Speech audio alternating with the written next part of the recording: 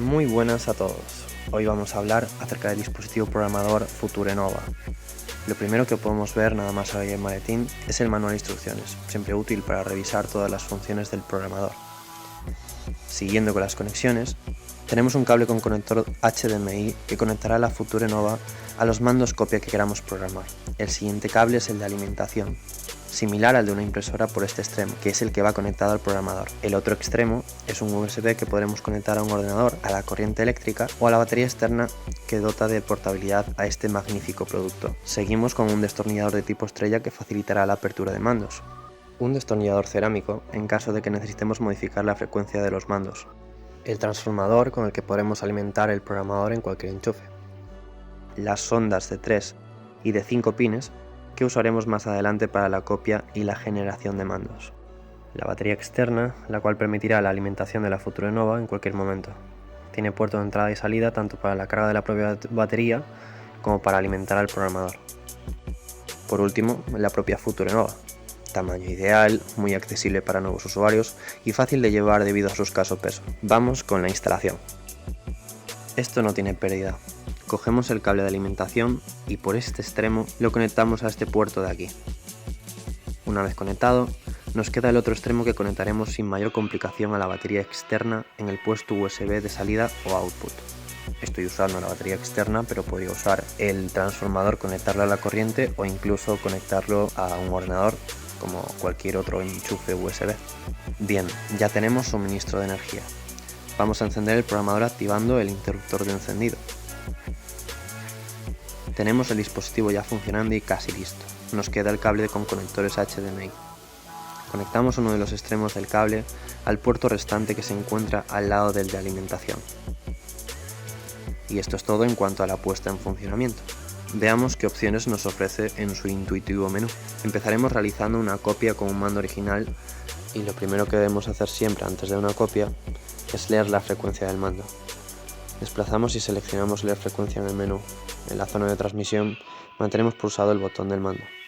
Vemos la frecuencia resultante y en base a esa frecuencia debemos escoger el mando en el que vamos a copiar el código del original.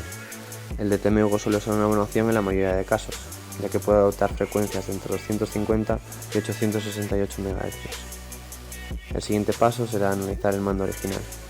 Pulsamos en analizar mando y realizamos nuevamente una transmisión en el área de reconocimiento.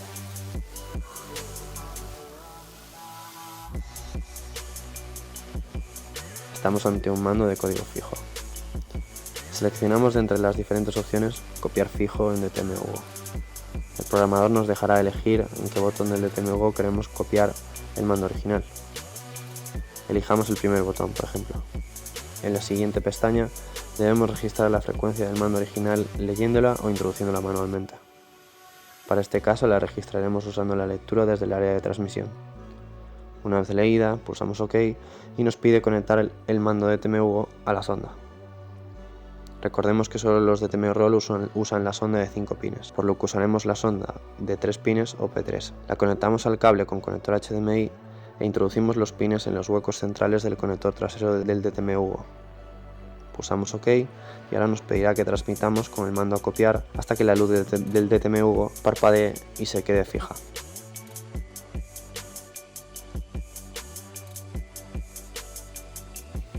Para finalizar, pulsamos la tecla ESC o escape para retroceder. Desconectamos de la sonda el DTMUGO y lo analizamos para comprobar que efectivamente se ha copiado el código fijo del mando original.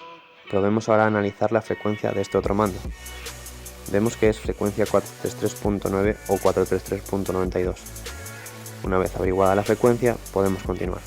En la siguiente copia que vamos a hacer, tenemos un caso diferente. Tenemos este mando original. Volvemos a pulsar OK en analizar mando y al transmitir nos da esta combinación. Pero si dejamos de pulsar y realizamos una segunda pulsación, el resultado es distinto. Bien, esto sucede porque nos encontramos ante un mando de código evolutivo o rolling code, como bien nos informa la FutureNova. Ahora aparece una nueva opción para este tipo de mandos, que es identificar.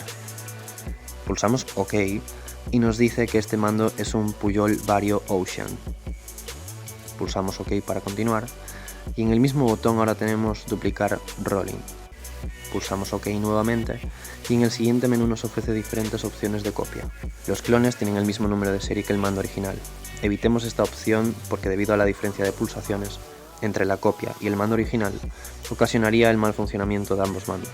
Las opciones de tipo seleccionable dejan personalizar aspectos técnicos de nuestra copia.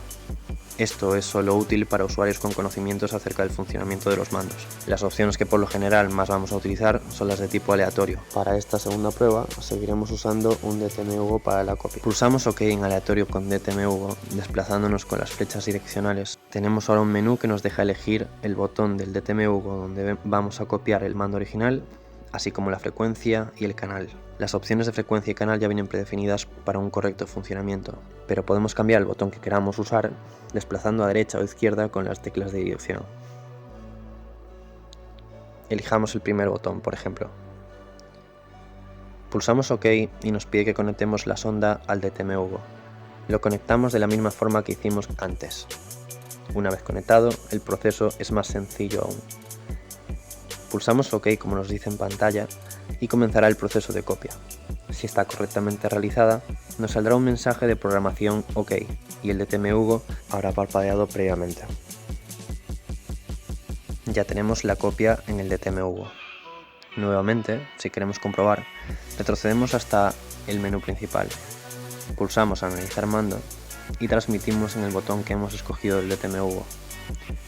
Si el código resultante es de tipo Rolling Code, es decir, evolutivo, podremos confirmar que tenemos nuestra copia realizada.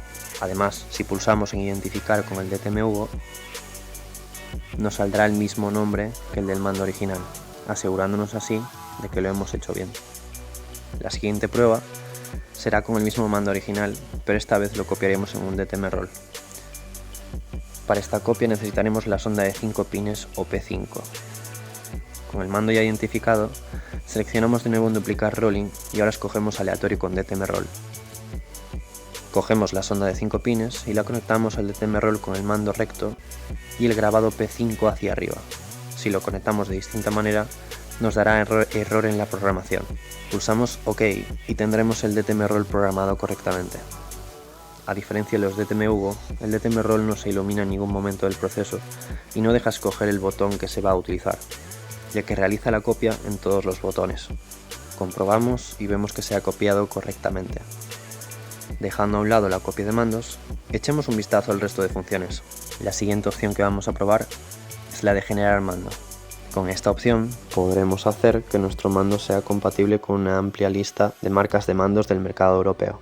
Para este ejemplo, vamos a generar un King Gates. Al seleccionar, nos pregunta si queremos generar directamente el mando usando la base de datos o, en caso de que dispongamos de un mando marca King Gates, generar esta compatibilidad mediante una transmisión del King Gates original.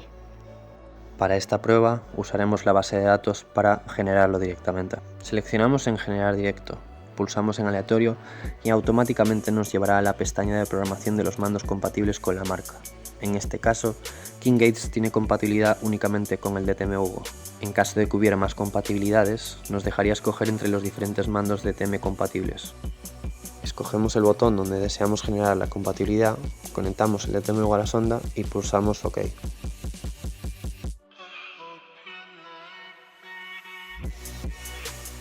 Una vez programado, analizamos el botón del DTMUGO que elegimos, en este caso el segundo botón. Identificamos el mando y corroboramos que el botón del DTMUGO ya posee la compatibilidad con la marca King Gates. Ahora os hablaré del almacén, la siguiente opción del menú principal. Aquí, como su propio nombre indica, podremos almacenar los mandos que deseamos guardar con información técnica de los mismos. Para ello, tendremos que primero analizar e identificar el mando que vamos a guardar. Esto es importante, si no identificamos el mando, la opción de guardar transmisión no funcionará. Una vez identificado el mando que queremos almacenar, pulsamos en la tecla de desplazamiento a la derecha que guarda la transmisión. Nos dejará poner el nombre que queramos al mando, desplazándonos por el teclado virtual. Presionamos Enter para finalizar y nos pedirá guardar la frecuencia pulsando el botón del mando. Confirmamos pulsando OK. Ya tenemos los datos del mando guardados en el almacén.